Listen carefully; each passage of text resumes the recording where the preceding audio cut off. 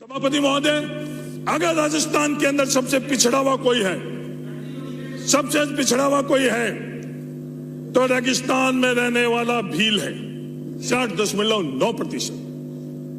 Group B के अंदर SC के लिए 60.01%, एसटी के लिए 60.7% और ओबीसी के लिए है 74.8%।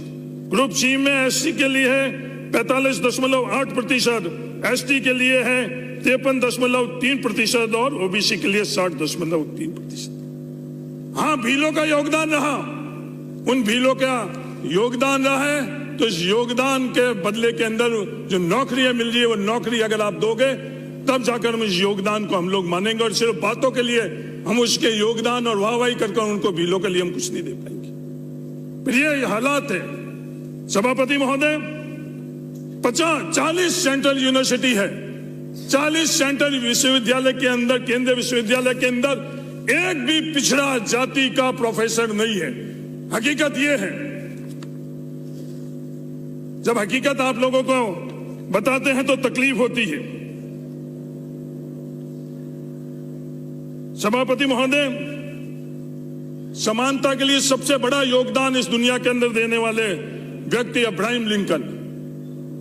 हमारा सौभाग्य है, हमारे देश के अंदर आजादी के बाद में जवाहरलाल नेहरू और डॉक्टर अंबेडकर ने हमको समानता का अधिकार दिया, पर बाकी दूसरे देशों के अंदर नहीं। बहुत बड़ी क्रांति हुई, रक्त क्रांति हुई, बहुत विवाद हुए, उसके बाद उनको समानता का अधिकार मिला।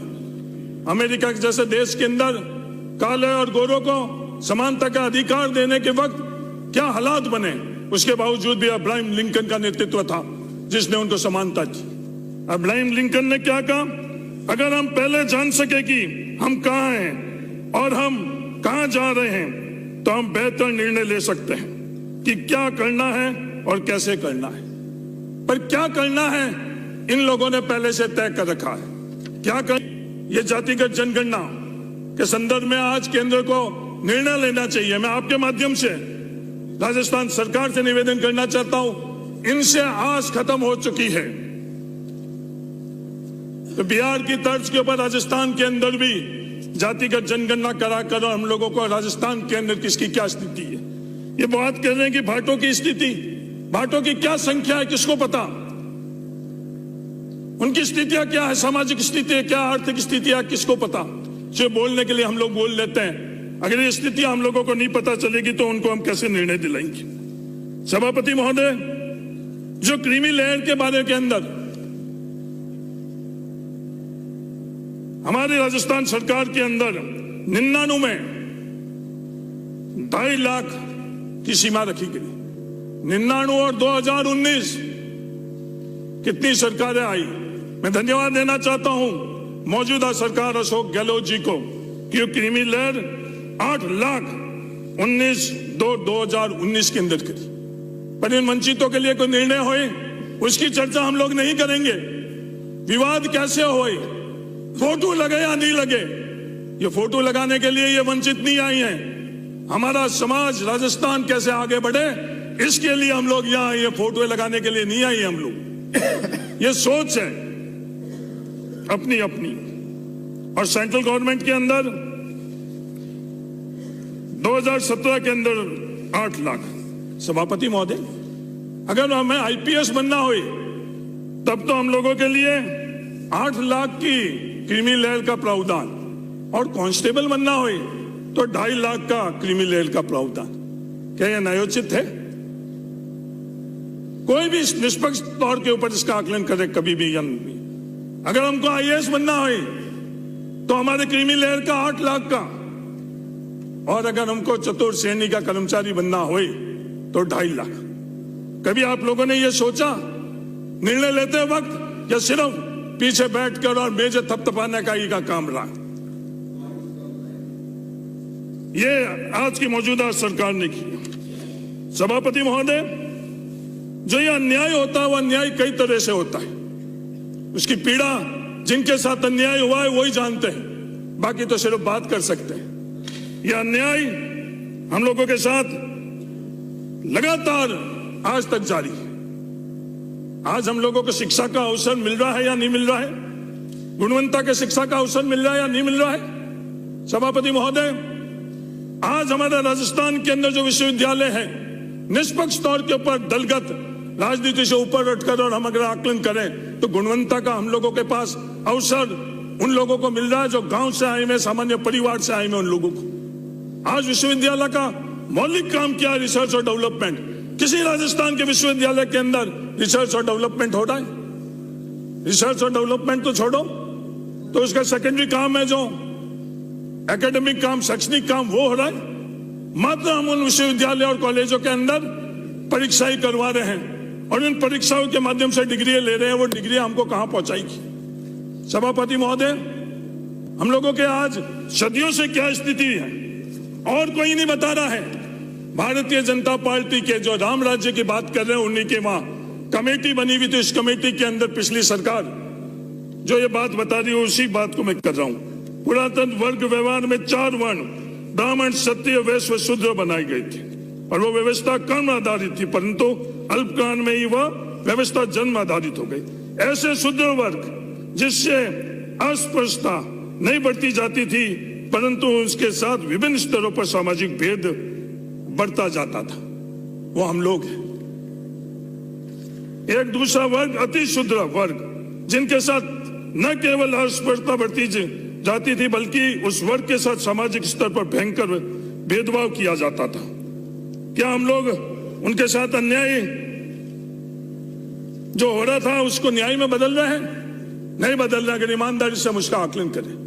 सभापति महोदय, जिस माध्यम से आगे बढ़ने की जो व्यवस्था थी 1954 के अंदर टीएनसी एक्ट के माध्यम से हम लोगों के खातेदारी का अधिकार मिला।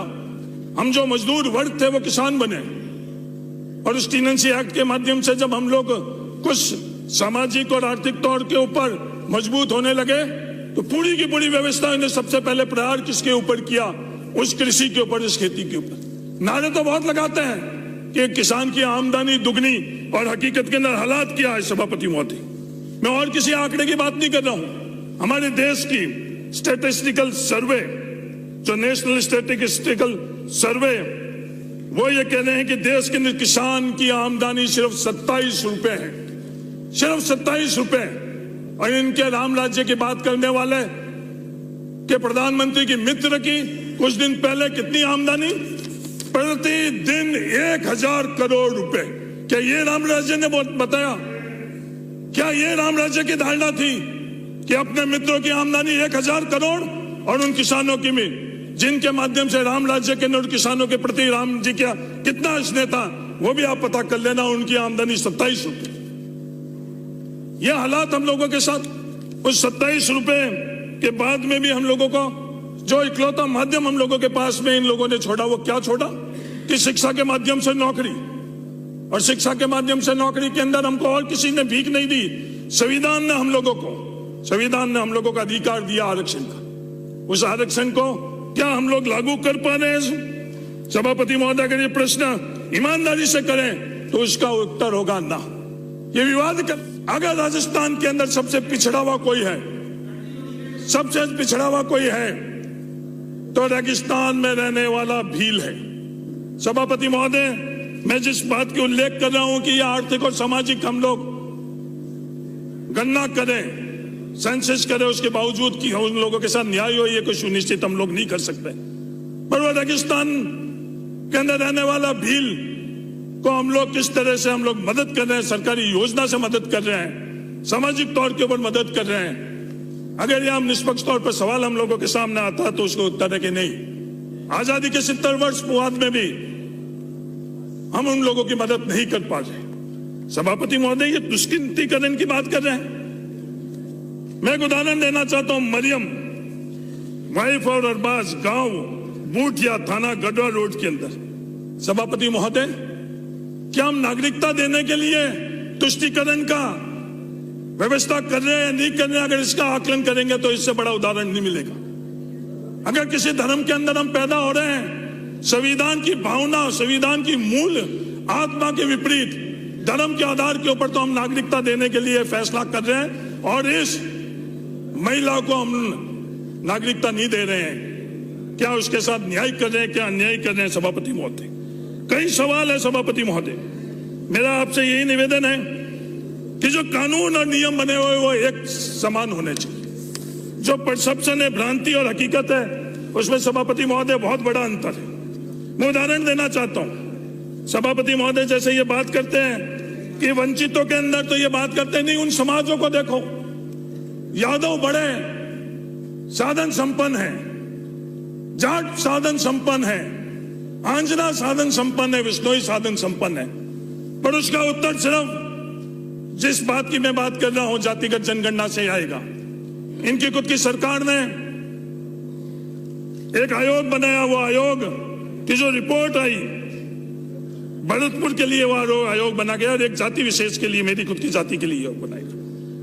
उसका क्या फाइंडिंग थी कि 26.69% जाट भरतपुर के अंदर रहते हैं और सरकारी नौकरी कितनी, मात्र सरकारी नौकरी 1.79%। जो ये परसेप्शन है, ये लोग लगातार विवाद करना आना चाह रहे हैं, क्योंकि हकीकत के आधार के ऊपर कोई फैसला इस देश के अंदर नहीं। सभापति महोदय, इसी रिपोर्ट के अंदर सामाजिक न्याय पर बोल रहे हैं, भ्रांति बनाई गई है कि लैंड होल्डिंग ज्यादा है। सामाजिक न्याय पर बोल रहे हैं, लैंड होल्डिंग ज्यादा है। सभापति महोदय, लैंड होल्डिंग कितनी है? 1.32 हेक्टर। एवरेज जो लैंड होल्डिंग हम लोगों के प्रदेश में है 3.07। सभापति महोदय, जब सामाजिक बात करेंगे, जब इनको ठीक नहीं लगेगा, ये लोग किसी के संदर्भ में कोई सही फैसला होगा तो इनको ठीक नहीं लगेगा। विवाद कैसे होई? सभापति महोदय, हमारे प्रदेश के अंदर पिछले दिनों के अंदर 3 घटनाएं हुई। तीनों की तीनों घटनाएं सभापति महोदय बहुत दुर्भाग्यपूर्ण है। किसी भी तर्ज के ऊपर हम इन घटनाओं को जायज नहीं ठहरा सकते। हम मानवता के आधार के ऊपर किसी को भी जवाब नहीं दे सकते, चाहे वो उदयपुर के अंदर हो, फिर घटना कन्हैया के संदर्भ के अंदर, चाहे वो भरतपुर के अंदर हुई हुई जुनैद के संदर्भ में, और क्या सीकर के अंदर हुई हुई। तीनों की तीनों घटनाएं जो हुई है वो हमारे समाज के लिए बहुत बड़ा कलंक है। सभापति महोदय, क्या एक ही पैमाना होना चाहिए? हाँ, एक ही पैमाना होना चाहिए। कोई विवाद कर किसी को अतिरिक्त दिलवा दे और कोई शांत रहे तो न्याय और सरकार उसके लिए अलग प्रावधान करे, यह कभी भी जायज नहीं हो सकता। मेरा निवेदन है राजस्थान के मुख्यमंत्री अशोक गहलोत जी कि एक तरह की यह दुर्घटना ही हुई, चाहे वो उदयपुर में हुई और चाहे भरतपुर के अंदर हुई, उसी के आधार के ऊपर आज वो भरतपुर जा रहे हैं, उस परिवार को भी राहत पहुंचे। उसी आधार के ऊपर जो सीकर के अंदर, सभापति महोदय, आज नियम और कानून अलग बात है और आज हम किस दिशा के ऊपर जा रहे हैं। कोई एक जनप्रतिनिधि बैठ जाता है, धरने पर बैठ जाता है और सिर्फ वाहवाही लेने के लिए सीकर के अंदर यह मांग रखता है कि मेडिकल कॉलेज के अंदर उसको सीट दी जाए। सभापति महोदय, राजस्थान सरकार के पास अधिकार है मेडिकल कॉलेज के अंदर सीट देने का? नहीं, राजस्थान सरकार के पास अधिकार नहीं है। मेडिकल काउंसिल में ऐसे प्रावधान कर सके करे में कि उनके पास अधिकार नहीं। उसके बावजूद वहां का कलेक्टर साथ में बैठकर इस तरह के समझौते करवाते हैं जो धरातल पर नहीं लागू होते हैं। क्या ये हम लोगों के साथ में जो ये नई संस्कृति बन रहे हैं, उस नई संस्कृति के अंदर जिसको न्याय मिलना चाहिए उसको न्याय नहीं मिलकर सिर्फ विवाद कर किसी और दिशा के ऊपर हम लोग लेकर जाए, क्या सही है या क्या गलत है? मेरा सभापति महोदय, आपसे यही निवेदन है। मैं मेरी पूरी बात समाप्त करने पहले से अब्राहम लिंकन ने